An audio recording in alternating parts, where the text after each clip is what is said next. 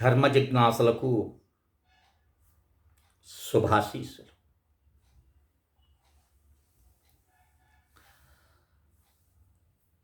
నేటి ప్రపంచం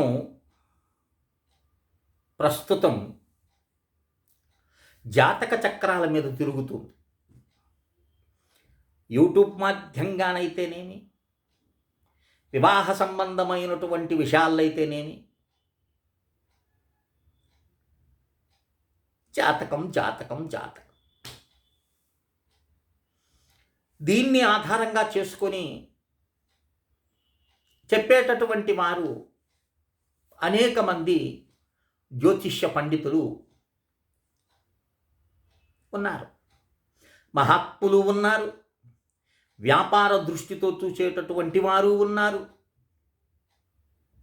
ఇక వారి గురించి నేను ప్రత్యేకంగా చెప్పనవసరం లేదు, మీకే తెలుసు. ఇక్కడ ఎవరిని విమర్శించటం మా ఉద్దేశం కాదు. సత్యాన్ని మీకు తెలియచేయటం, సులభమైనటువంటి పద్ధతుల్లో మీరు తరించటం, మానవుడు తరింపజేసేదాని కోసంగానే మంత్రశాస్త్రం వచ్చింది. మననాత్ త్రాయతి ఇతి మంత్ర అన్నాడు. మననము చేసేటటువంటి వాణ్ణి తప్పక రక్షిస్తుంది శ్రద్ధ భక్తి, గురువు ద్వారా గ్రహించినటువంటి మంత్రానికి ఆ శక్తి ఉంటుంది. ఈ జాతకపరమైనటువంటి సమస్యలు మనకు ఎదురైనప్పుడు మనం ఏం చేస్తామంటే, ఈ నాగదోషం ఉందండి, నాగప్రతిష్ఠ చెయ్యాలి అనేటటువంటి వారు మీ బలహీనతను దృష్టిలో ఉంచుకొని నాగప్రతిష్ఠ అనేటటువంటి దాని మీద వారు మీకు లేనిపోని మాటలు చెప్పి మీ చేత మీ ద్రవ్యాన్ని ఏ విధంగా రాబట్టుకోవాలి అనేటటువంటి దుర్బుద్ధితో ప్రవర్తించేటటువంటి వారు కొందరైతే, లోకక్షేమం కోసంగా మీరు క్షేమంగా ఉండాలి అనేటటువంటి ఉద్దేశంతో సరైన విధానంతో మంచి మార్గాన్ని చూపించేటటువంటి మహాత్ములు ఉన్నారు. ప్రపంచం కదండి, చెడు మంచి ఉండే తీరుతాయి. అంతా మంచే అని చెప్పటం అసాధ్యమవుతుంది, అంతా చెడే అని చెప్పటం కూడా అసాధ్యం. ఎందుకని? వెలుగు చీకటి, చీకటి ఉన్నప్పుడే వెలుగు యొక్క రీతి నీకు తెలుస్తుంది. దానికి భిన్నంగా ఉన్నప్పుడు వెలుతురు అంటారు. వెలుతురు అనే భావం నీలో ఉన్నప్పుడే చీకటి అర్థమవుతుంది, చీకటి అనే భావం నీలో ఉన్నప్పుడే వెలుగు అర్థమవుతుంది. కనుక ఈ రెండు ఉంటాయి, అనాది నుంచి ఉన్నాయి.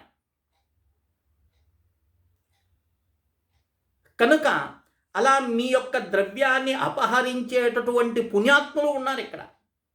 నేను ప్రత్యక్షంగా చూచున్నాను. సంతానం లేదని, దాంపత్య జీవితము సుఖముగా లేదని, వివాహమైన ఇన్ని సంవత్సరాలైన పిల్లలు పుట్టడం లేదని, ఒకవేళ పుట్టితే ఓ 2వ నెలలోనూ 3వ నెలలో వాళ్ళు కన్నుమూస్తున్నారని, దీనికి పరిహారము నాగదోషమని, నాగప్రతిష్ఠ చెయ్యాలని ఇలాంటివి చెప్తుంటారు. ఉన్నాయి, నిజమే, నాగప్రతిష్ఠ చెయ్యాల్సింది. కానీ ఏం చేస్తారు? ఓ నాగప్రతిష్ఠా శిలాన్ని తీసుకొస్తారు, అది మీ చేత ప్రతిష్ఠ చేయింపబడతారు, మీరు వెళ్ళిపోతారు, దాన్ని మళ్ళీ వాళ్ళు తీసి ఇంట్లో పెట్టుకుంటారు. తర్వాత మళ్ళీ ఇంకొకరు వస్తే దాన్నే ప్రతిష్ఠ చేస్తూ ఉంటారు. ఇలాంటి దౌర్భాగ్య పనులు చేసేటటువంటి వారు ఉన్నారు. కాకుండా మంత్ర బలంతో ఈ సర్పదోషాన్ని, నాగదోషాన్ని, సర్పకుజ కాల సర్పదోషాలు ఎన్నైతే ఉన్నాయో వీటన్నింటినీ కూడా ఎదుర్కొనేటటువంటి బ్రహ్మాస్త్రం ఒకటి ఉంది శాస్త్రంలో. అదేంది?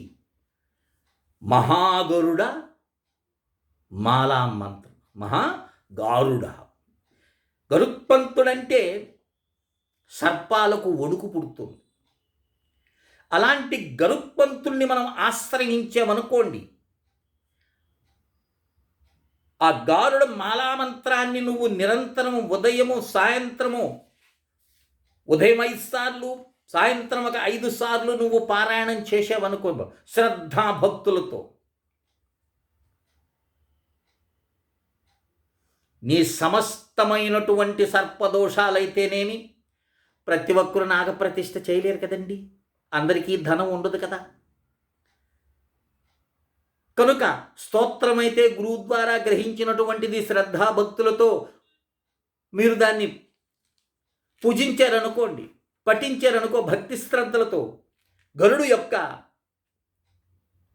అనుగ్రహం మీ మీద ఉండి ఆ సమస్తమైనటువంటి సర్పదోషాలైతేనేమి, కాలసర్పదోషాలైతేనేమి సమస్తము తుడిచిపెట్టుకొని పోతాయి. కానీ మనం చెయ్యం. ఎందుకని? మనకు అసలు ఏదో ప్రతిష్ఠ చేసేసి వారికి ఇవ్వాల్సినటువంటి ఇస్తే చెప్తారు కదా, కాంచనం కర్మ విమోచనం అని. డబ్బులు వదలు కొట్టుకుంటే కానీ మనకు ఏది తెలిసి రాదు. అలాంటి స్థితిలో మనం కాలంలో ఉన్నాం మనం.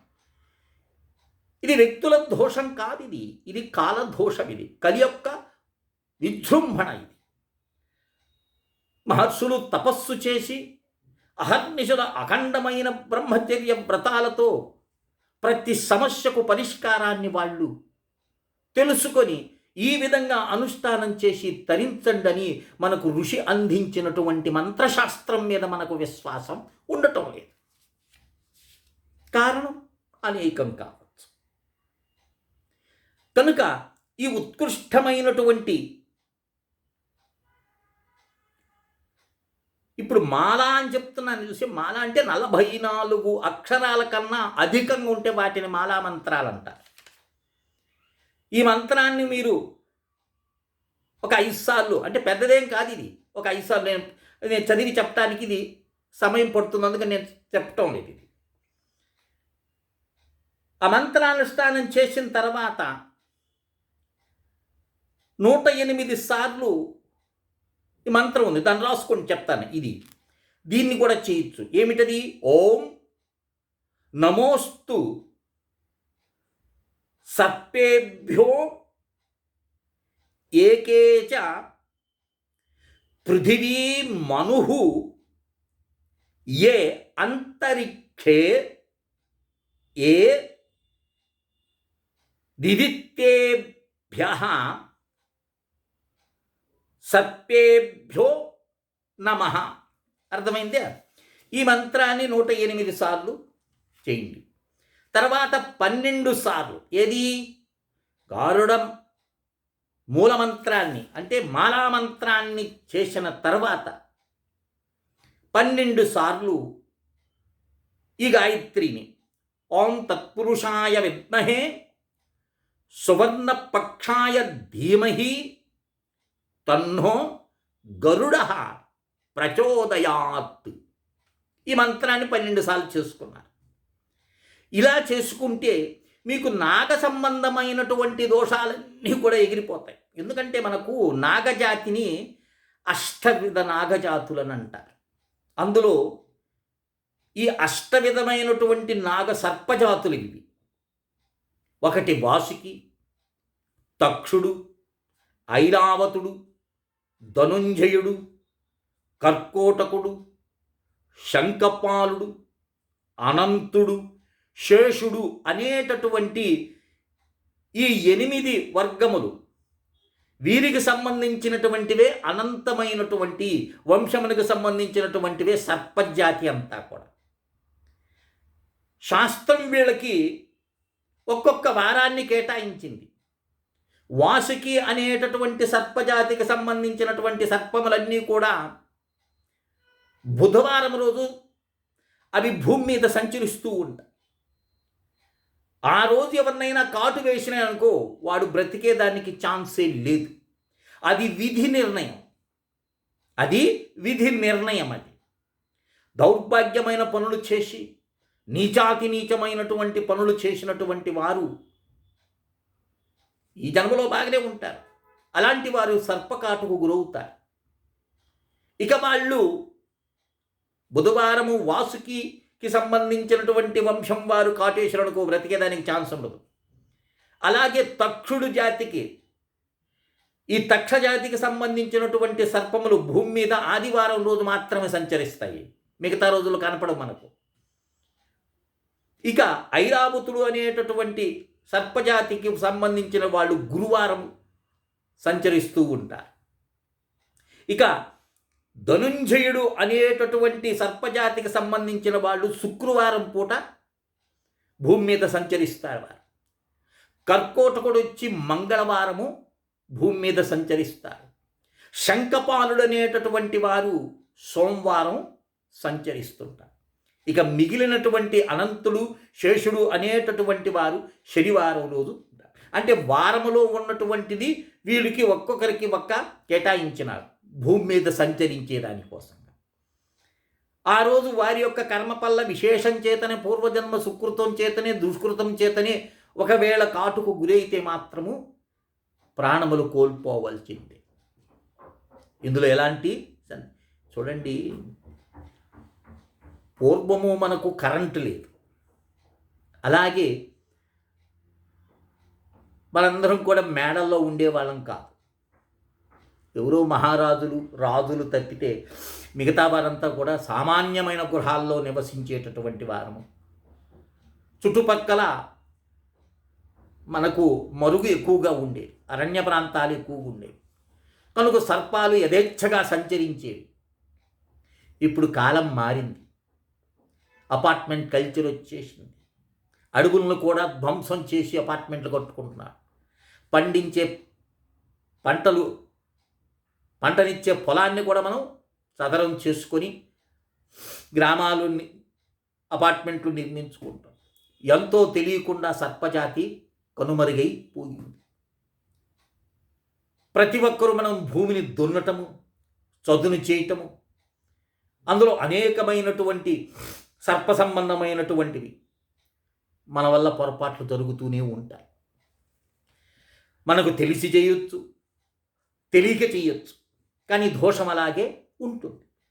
కనుక అలాంటి దోషములన్నీ కూడా మనకు కాలసర్పదోషముల ద్వారా, సర్పదోషముల ద్వారా మనల్ని వేధిస్తూ ఉంటాయి.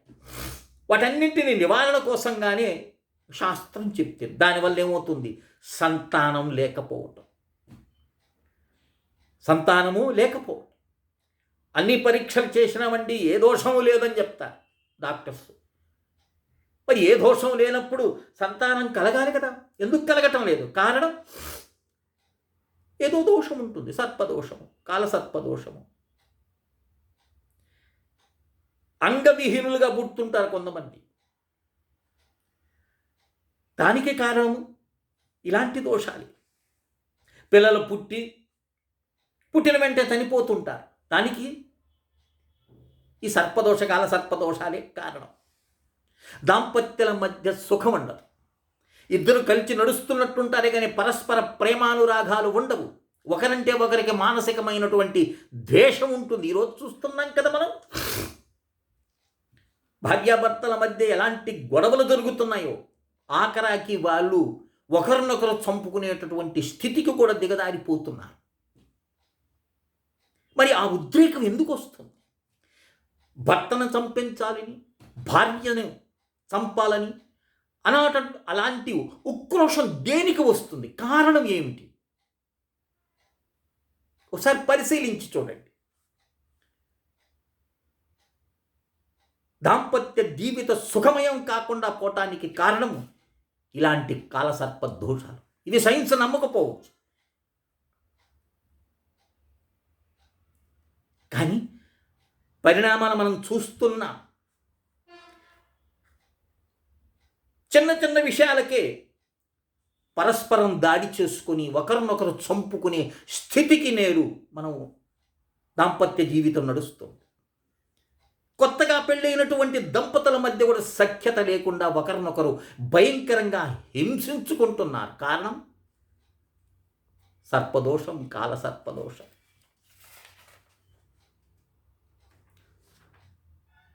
కనుక ఈ సమస్తమైన దోషం, ఎందుకంటే నీకు కనపడినటువంటి ప్రపంచం చాలా ఉంది సుమా.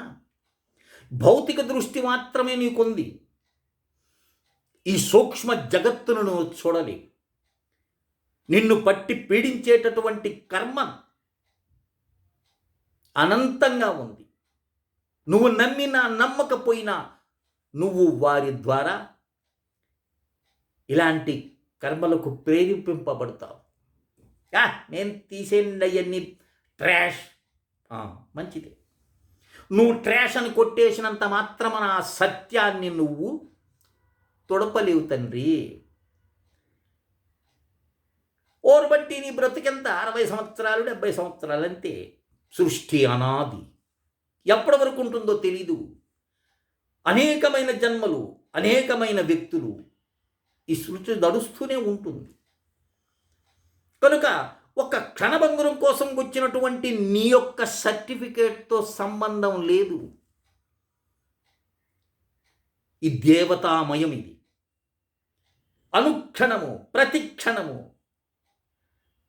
నిన్ను చూచేటటువంటి వారు నీ చుట్టూ సంచరిస్తూ ఉంటారు. నీకు కనపడలేనంత మాత్రమన అసత్యమని మాత్రం అనుకోకు. కనుక అలాంటి దోషాలు, ఈ సమస్తమైన చెప్పినటువంటి దోషాలన్నింటి కూడా కారణము మన కర్మే. అది సర్ప సంబంధమైనటువంటిది, కాలసర్పమైనటువంటిది. ఇలాంటి సమస్త దోషాలన్నింటినీ కూడా ప్రకటించగలిగే శక్తి ఒక్క మహా గరుడ మాలా మంత్రానికి ఉంది. ప్రతినిత్యం చేస్తున్నవా? ఉదయం ఒక 5 సార్లు చిన్న మంత్రాలే. ఉదయము సాయంత్రము భగవత్ సన్నిధిలో కూర్చొని, ఇక రావి చెట్టు ఉందా దాని కింద కూర్చొని చదివినా ఇంకా చెప్పబడి లేదు. కాశీకి వెళిదావా? కాశీలో మణికర్ణిక ఘాట్ దగ్గర స్నానం చేసి గంగాకు నమస్కారం చేసుకొని కాశీలో ఉండి చేసినావనుకో, ఈ దోషాలన్నీ సమస్తం పోతాయి. అంత ఉత్కృష్టమైనది. లేదు తిరుమలకి వెళ్ళేవా, శ్రీశైలానికి వెళ్ళేవా, పుణ్యక్షేత్రాల్లో ఈ యొక్క మాలా మంత్రాన్ని నువ్వు పారాయణం చేసి, ఓ దేవతలారా, నా యొక్క సమస్తమైనటువంటి సర్పదోషాలను, కాలసర్పదోషాలన్నింటినీ కూడా తొలగించువు గరుడా అని ఆ గరుడికి నమస్కారం చేసుకుని, ఓం తత్పురుషాయ విద్మహే సువర్ణపక్షాయ ధీమహి తన్నో గరుడ ప్రచోదయాత, నా గరుడికి నమస్కారం చేసుకున్నామనుకో, నీ సమస్తమైన అంటే ఈ శాస్త్రం నీకు ఇంత అద్భుతమైనటువంటి అవకాశాన్ని నీకు కల్పించినప్పుడు దాన్ని విస్మరించావనుకో, ఏమవుతుంది? బాధలు పడాల్సింది. మనం ద్రవ్యాన్ని మనం ఒకరి మీద నెట్టేస్తామండి. ఫలానా దగ్గరికి వెళ్ళి ఫలానా క్షేత్రంలో రాహుగ్రహ పూజ ఇవన్నీ చేసుకుంటే సరిపోతుందంట అని చెప్పి మనం ఆర్భాటంగా వెళ్ళి ఏదో చేతులు దుడిపేసుకునేటటువంటి ప్రయత్నం చేస్తామే తప్ప, అంత అయ్యవార్లు చూసుకుంటారు. ఏం చూసుకుంటారండి అయ్యవార్లు? అయ్యవారు తింటే ఆకలి నీకు తీరుతుందా? అయ్యవారు భోజనం చేస్తాడు, నీ ఆకలి తీరుతుందా? ఊరికి అక్కడి వాళ్ళు ఏదో తంతు చేసి మమ అనుకుంటే సరిపోతుందా? చెప్పండి. నీ శ్రద్ధ ఏది? నువ్వేం చేస్తున్నావు? కర్మ చేసింది నువ్వే కదా అయ్యవారా.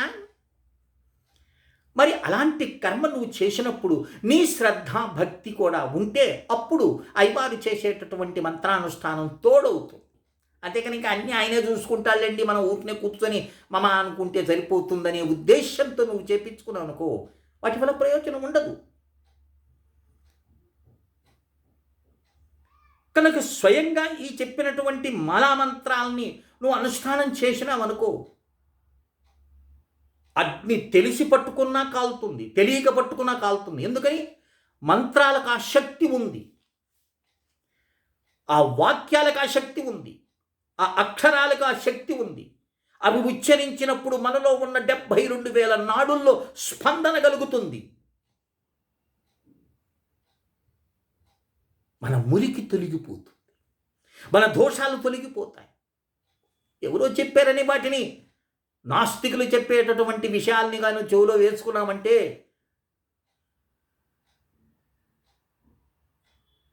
నువ్వు మూర్ఖుడివే. నీ సూక్ష్మ పరిశీలన చెయ్యి, అప్పుడే నీకు ఒక విశేషమైనటువంటి ఆధ్యాత్మిక శక్తి యొక్క గొప్పతనం నీకే అర్థమవుతుంది, వారెవరో చెప్పబలేదు. అంత ప్రశాంతంగా కూర్చొని నువ్వు అనుష్ఠానం చేసేవనుకో, చూడండి ఈ మంత్రాలు ఎవరో కూర్చొని రాసింది అనుకునే మాత్రం పొరపాటది. చాలామంది ఉంటుంటారు, ఏమండి బ్రాహ్మలు సృష్టించారండి వాళ్ళు బ్రతుకు తెరువు కోసం అని అంటే మాత్రం చాలా తప్పని. మంత్రాన్ని సృష్టించే శక్తి మనకు లేదు. ఆ ఛందోబద్ధమైనటువంటివి మనకు ఆ శక్తి లేదు. ఋషి కూడా ఈ మంత్రాలు సృష్టించరా, వాళ్ళు రాయలా కూర్చొని ఋషి దర్శించారు. ఒక సమస్య గురించి వాళ్ళు పరమాత్మను తదేకమైన దృష్టిలో ధ్యానం చేసి పారాయణం చేస్తే లోక కళ్యాణం కోసంగా వారికి వ్యక్తమైనవి, వాటిని అలాగే శిష్య బృందానికి అందిస్తూ ఉన్నారు. ఈ ప్రింటింగ్ వచ్చినప్పటించి మనకు మంత్రాలంటే విలువ లేకుండా పోయింది. ఇదే కదా మనకు తెలుసులే అంటారు. నీకు మంత్రం తెలుసు కదా, దాని అనుభవం నీకు లేదు. అర్థమవుతుందే? కనుక ఈ అద్భుతమైనటువంటి ఈ యొక్క మహాగారుడ మహామంత్ర అనుష్ఠానం చాలా గొప్పది. దీని అనుష్ఠానం చేసి మీ సమస్తమైనటువంటి సర్వనాగ దోషహర, సర్ప విషహర, సర్వకుజ కాలసర్ప దోషాలన్నీ కూడా చిటుకులో మాయమైపోతాయి. రోజుకి ఉదయం ఒక 5 సార్లు, సాయంత్రం ఒక 5 సార్లు. ఇక నువ్వే ప్రతిష్టలు చేయబడలేదు, ఏ రాహుకాల పూజలు చేయబడలేదు. బ్రహ్మాస్త్రాన్ని గ్రహించేవా, శ్రద్ధాభక్తులతో జపించేవా, అన్నీ దూరం అయిపోతాయి. కనుక ఈ ఉత్కృష్టమైనటువంటి ఈ గారుడ మాలా మంత్రాన్ని కావాల్సినటువంటి వారు మీరు నెట్లో కొట్టుకుంటే వస్తుందండి. లేకపోతే 9966690246కి వాట్సాప్లో మెసేజ్ పెట్టండి, మీకు అందించే ప్రయత్నం చేస్తాను. అనుష్ఠానం చేసి సమస్త దోషాల నుండి మీరు వైదొలిగి అందరూ ఆయుర ఆరోగ్య ఐశ్వర్యాలతో అందరూ వర్ధిల్లాలని మా ఋషి యజ్ఞం. ఇది ఒక ఋషి యజ్ఞం అండి. మీ అందరి కోసం చెప్తున్నాను, ఏదో మిమ్మల్ని ఆశించి కాదు. మీరందరూ బాగుండాలి. రుగ్మతలతో బాధలు పడేటటువంటి వారికి ఒక చిన్న ఉపాయాన్ని తెలుపుతున్నాను, అనుష్ఠానం చేసి తరిస్తా. కనుక ఈ విషయాన్ని గ్రహిస్తారని ఆశిస్తూ శ్రీ విద్యోపాసకులు శ్రీ మండే లక్ష్మీ నరసింహారావు లోకా సమస్తా సుఖినో భవంతు. ఓం తత్సత్, ఓం తత్సత్, ఓం తత్సత్.